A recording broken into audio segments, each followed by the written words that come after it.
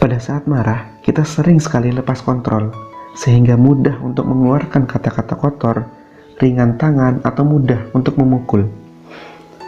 Marah membuat seseorang di luar batas kesadarannya yang seringkali merendahkan dirinya sendiri dan melukai orang lain. Itu artinya, apakah kita tidak boleh marah? Kalau kita marah, kita bebas untuk marah, tetapi tidak dengan cara berkata kotor atau main tangan. Jangan sampai kemarahan merebut kesadaran dan logika kita yang membuat kita berlaku kasar kepada orang lain. Kita marah boleh, tetapi kita tidak mungkin melakukan kemarahan lalu bebas dari dampak kemarahannya. Untuk itu, supaya kemarahan tidak meluap-luap dan bisa dikontrol, kita perlu mengelola kemarahan kita. Kita harus mengelola rasa marah kita.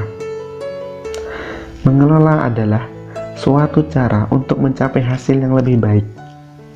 Mengelola rasa marah adalah menggunakan rasa marah dengan mengubahnya dari ancaman yang membahayakan orang lain menjadi rahmat yang memperbaiki kehidupan. Apabila kita menggunakan rasa marah itu untuk menjadi pribadi yang lebih kuat dan lebih tangguh.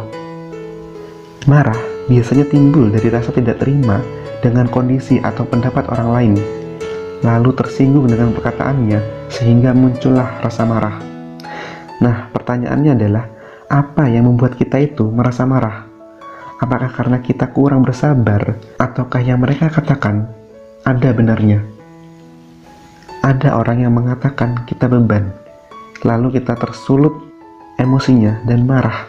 Apakah karena kita kurang sabar, atau merasa tersinggung dengan kata bebannya? Seseorang bisa marah sekali karena dia tersinggung dengan kata-kata yang menurut dia adalah kekurangannya, lalu menutupi kekurangan tersebut dengan berlaku marah. Bagaimana jika kita balik? Ini agak susah dan perlu upaya lebih, tetapi ini bukti bahwa kita bukanlah seorang mengecut.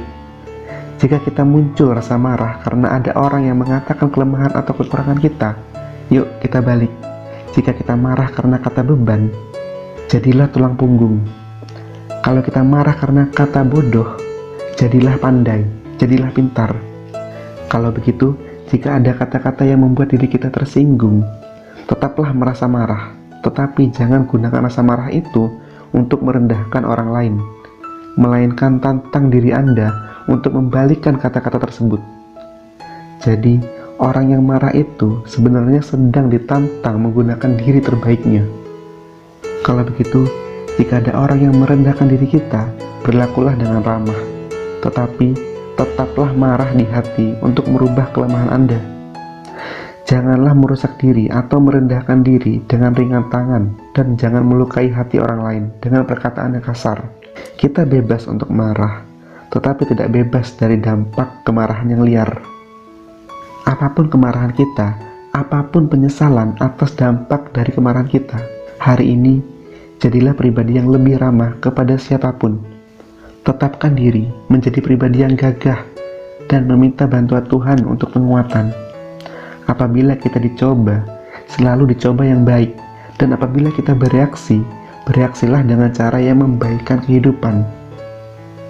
Marah itu wajar, namun pastikan kita menggunakan kemarahan itu supaya kita tahu kelemahan kita dan membalikkan kelemahan itu menjadi kelebihan yang membuat kita lebih tangguh dan kuat untuk menjawab orang-orang yang telah meremehkan kita.